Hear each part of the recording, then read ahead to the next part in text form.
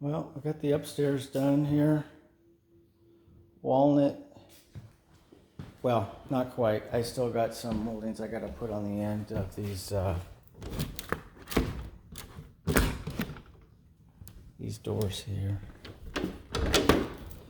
Yeah, pretty cool. Pretty cool. At the kitchen, I still got working downstairs. Yeah, I got the stairs to do. Downstairs going right now. Over radiant. One of these systems. Look at all those pieces. 1, 2. There's just tons of pieces in this floor. All just screwed, not even glued in, screwed. So, anyways, we come back and added a ton of screws too. You know, they've like got like some of these here, like that one would be like they'd have a screw on this end and this whole side's lifting up and stuff. And you know, I don't get it. I don't get it. You know, it just frustrates me to no end that people just, there's just no brains putting this stuff down. You know, what am I looking for? Just no pride in what they're doing.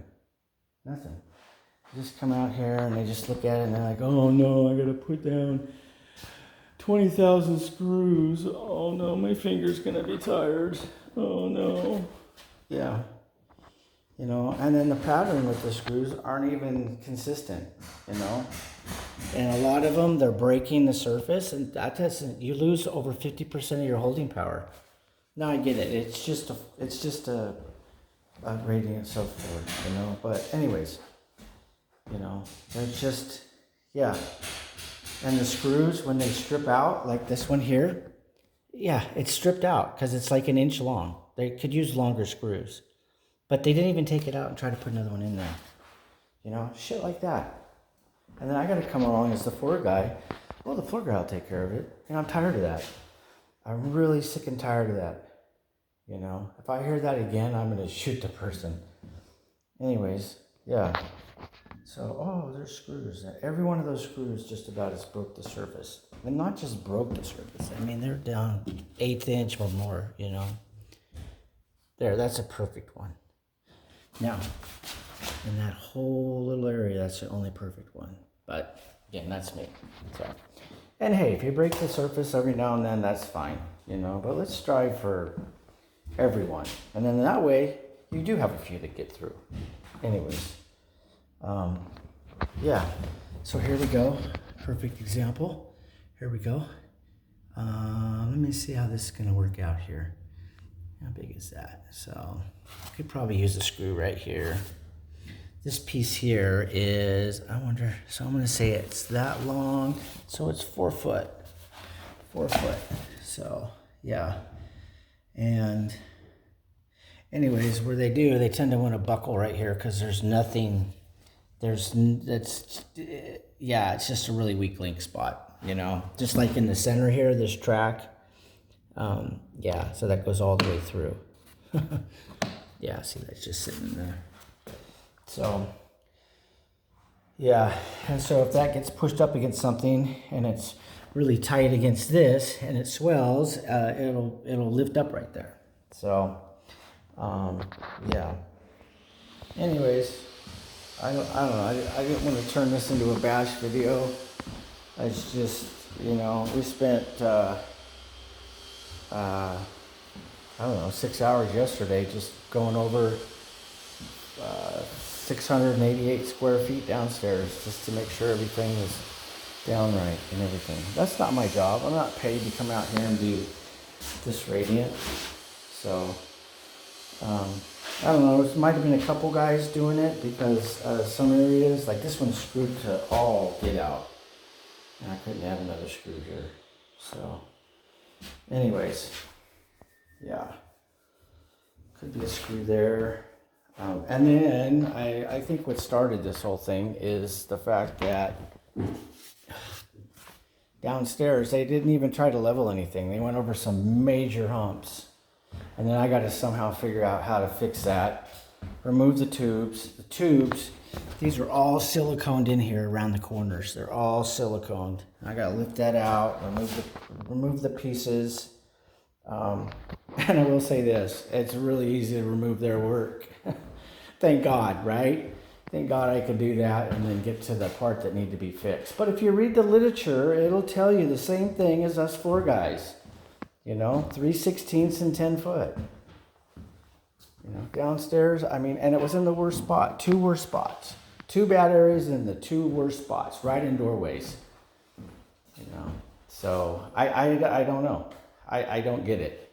And then when I say something, they just kind of look at me with deaf ears, like, well, what do you want me to do? I want you to be a professional. And you fix it. You know, you got to carry a cordless DeWalt planer with you and some patch or whatever. And, you know, broaden your horizons. Learn new stuff. Be prideful. Know that when you put that floor down, it's nice and flat for the next guy. You know, not like, yeah. It's just, yeah. Anyways. And then they'll send a guy back out to fix it. This has happened a couple times. They send their least experienced guy out to take a look at it, and he just looks at it. I had that happen on a job where they put down some worm board. Not the subfloor worm board, but what is it? The 3/4, and their cheaper version. Anyways, yeah, so they send out a guy, and it's the floor squeaking and stuff, and he just starts putting more screws in the floor and not really assessing why it's squeaking and all that. And it's just, and then if it still squeaked, they just add a bunch of screws, you know. So at that point, probably should remove all the screws to see if you can remove the panel and see what's going on. So, and a lot of what I see sometimes is it's just too tight. The install is just too tight. So, I think this one here could have been a little less tight. Like over here, it started running wonky on them. So I just feel like there should be a little gap in there. I mean, I like to see that right there. I like to see that. And I think there should be something like that here too, where it comes, I just 1/8 gap, something like that. You know, that way if it swells and stuff like that, it's not going to rub if it's moving. So, yeah, you know, and I think they're getting good money, you know, I think they're getting good money to do it. So I don't think they're not. So, you know, maybe the guy doing the work's not getting the greatest, but I know that the person who owns the company's not doing too bad.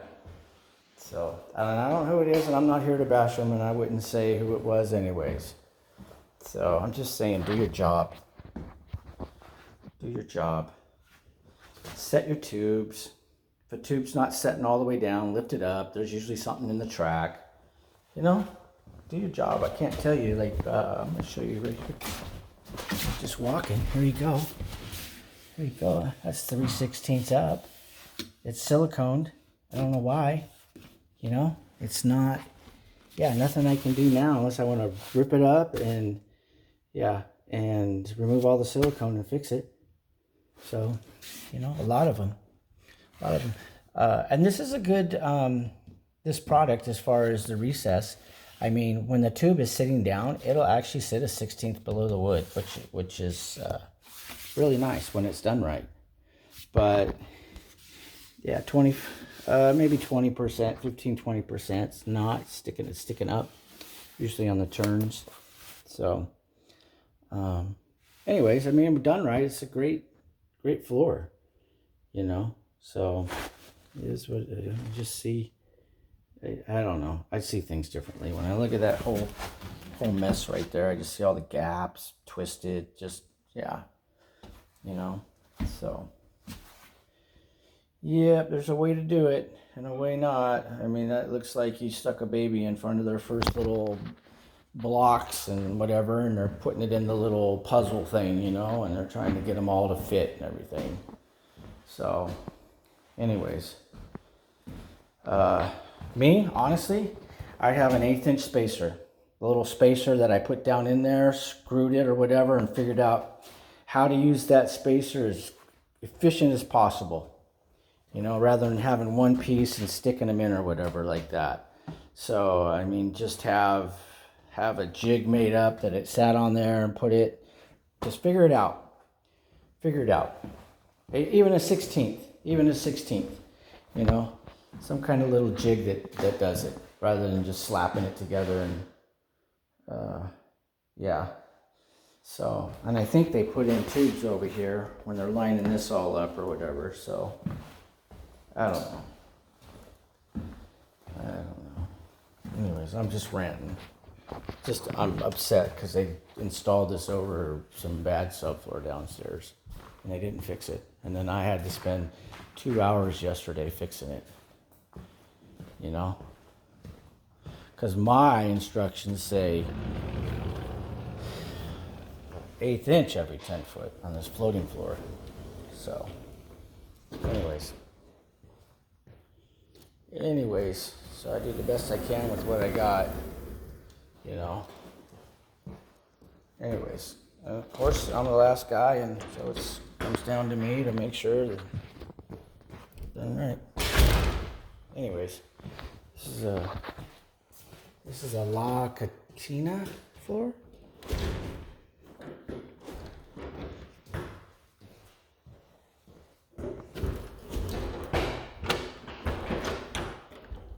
Okay, there we go. I gotta go stain these moldings. Okay, all right. Over and out. Well, let's go down here real quick.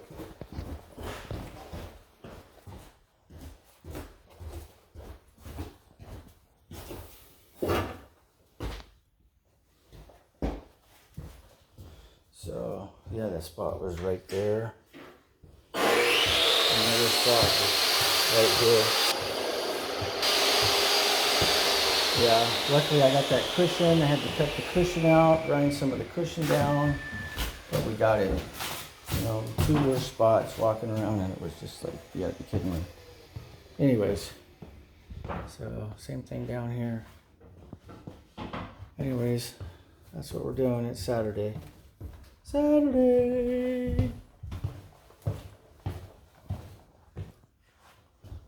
I will say this house was super square. Anyways, all right. Everybody have a good Saturday. Me and my wife are going on a date tonight. So, anywho, we'll see you on the next one.